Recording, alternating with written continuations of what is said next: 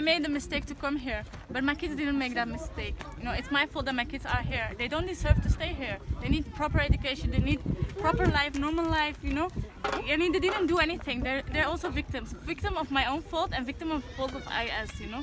So, but we get punished if we go back. And IS make everything so beautiful, and media's make everything so nice, but it was a lie.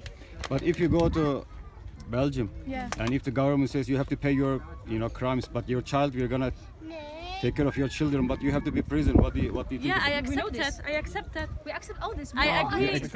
Accept to be separated from your children? Yeah, but I think Because the in administration Belgium. here don't want that, I think. They don't want to...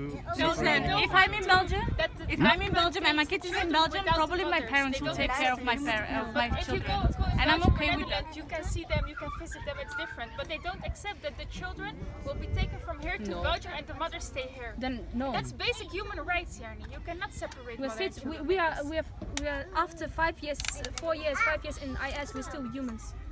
Yes, We have rights.